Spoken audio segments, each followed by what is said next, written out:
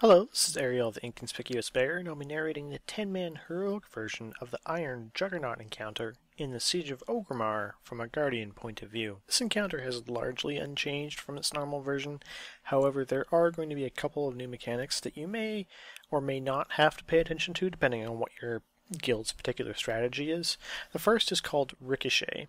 See that giant saw blade that's normally on his left claw or pincer or whatever you want to call it.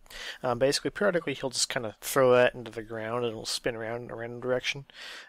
If that hits you, you'll take somewhere between 340 and 360k of physical damage instantly, and you'll also get knocked up in the air. Now, a couple things to remember about this knock up.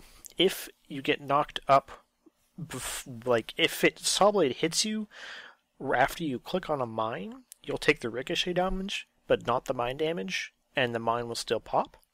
By and large, ricochet is like a completely harmless thing that you will never have to worry about, because even if it does hit you, it'll hit you for maybe 30% of your health, which you can instantly heal back anyway, so who cares?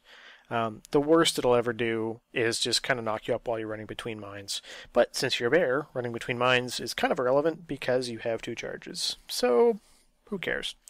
The second thing this is the one you may or may not have to worry about. It's called Mortar Barrage. This happens during Siege Mode. Basically, he will fire a whole bunch of cannon shots at once.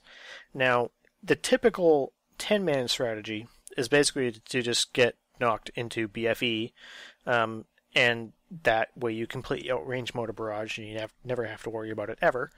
However, as far as I understand it, some 25-man strats involve dodging Mortar Barrage, I guess. I don't know. Some 10-man strats even. So really that's something you have to discuss with your guild. Basically, if you take a hit from one of these, you'll take about 350 to 400k fire damage, which, while completely survivable by you, not necessarily survivable by many other members of your raid. So just something to be aware of, sort of with your guild, how you're going to handle that. In addition to these new heroic mode mechanics, all of the previous mechanics of normal mode still exist, including having to pop mines during the normal mode phase. I don't know what to call it. Anyway, during phase 1, you have to pop mines. I've described how to do this in pretty great detail on the normal mode guide, which you can get to with using the link in the top right hand corner of the screen. It also covers the taunt swap and other things like that. Iron Juggernaut is going to be the first encounter where using the tank cloak would be a good idea if you're concerned about your survival. There are a number of one-shot ways you can die here. When tanking the boss, there isn't really much that you can be killed by that wouldn't just kill you anyway within the next 5 or 10 seconds. However, if you're going to be popping mines and you accidentally pop one while you're not in bear form, you're going to die. So if you're really worried about making sure covering all your bases, then totally use the tank cloak. I don't think I've ever used the tank cloak for this encounter, but just your own personal choice, I guess. As for the metagems, I'm sure you're beginning to notice a trend here, but could definitely go with the tanking metagem. Obvious reasons are kind of obvious. Talent choices for this encounter are pretty static. In Tier 1, you always take Wild Charge in order to get to and pop mines. In Tier 2, you could take Cenarian Mord for mines, I guess. But Sarah's Gift is just constant healing based on your health, so it's never really a bad option, and I'm sure you're going to start noticing a trend in these videos. Renewal is basically a waste of time. Tier 3 is irrelevant. Tier 4, take Incarnation. It's the best DPS talent in this tier, especially when you get serious amounts of vengeance from Juggernaut, somewhere in the neighborhood of 150, 200k. Using a DPS cooldown during those periods, use it on the pull, and again after the first siege mode, and I guess again after the second siege mode. If you get that far, then obviously the talent to pick.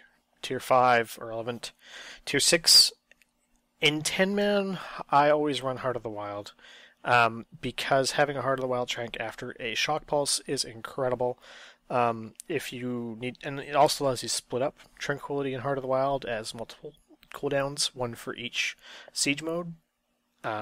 So depending on your raid comp, you may split them up, you may not split them up, but it does give you an extra raid cooldown because spamming rejuves during siege mode is incredibly powerful. Something to keep aware of, and you'll want to plan that out with your own raid group. As for Guardian-specific things to think about, the only really big thing is remembering how to pop mines, and also since Barkskin has a 30-second cooldown, I use it on the transitions, each transition. So when I'm starting to go pop mines and when I'm starting to pick up the boss again, those are both the times that I use Barkskin personally, just to help even out the damage. And using a Barkskin for mine popping is never a bad idea, because it gives you less of a health pool loss you have to recover from, even though just using your Frenzy Regeneration makes it kind of a joke.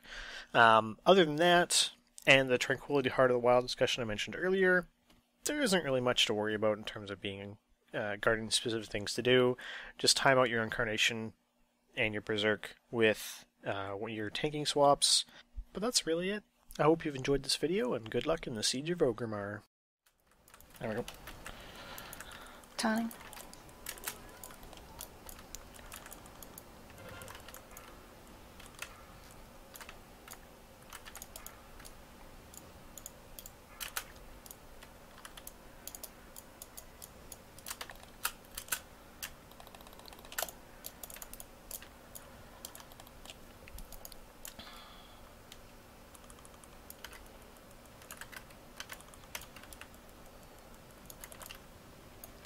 Tanking.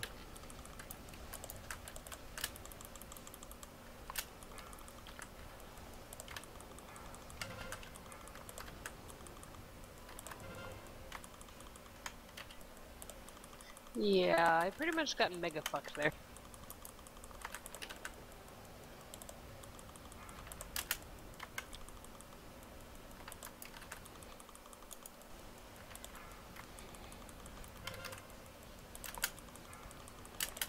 Time.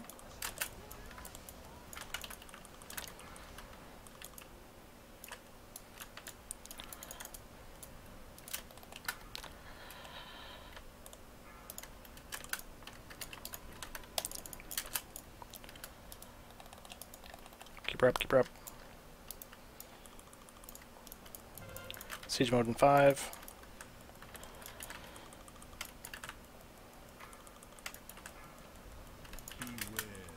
Seismic, stay away from green.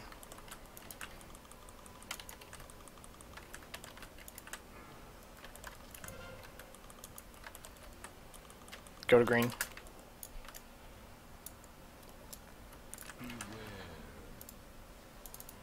For harm banner.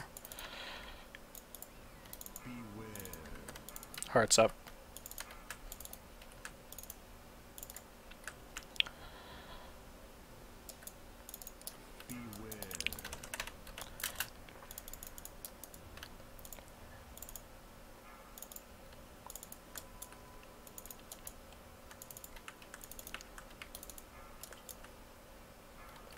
Meow. That's not good. Yeah.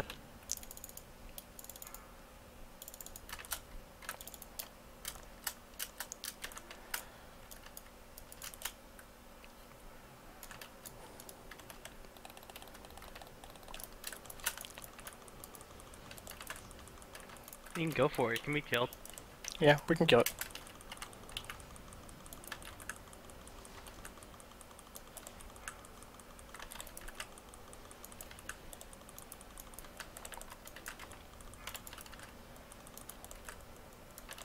Taunting.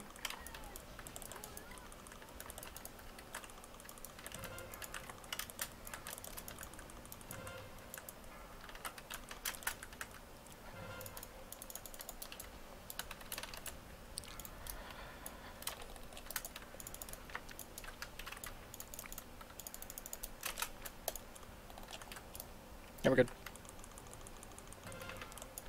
Tanking.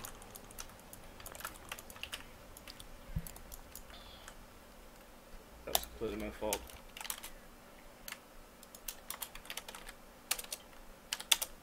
I'm assuming people died to cannons.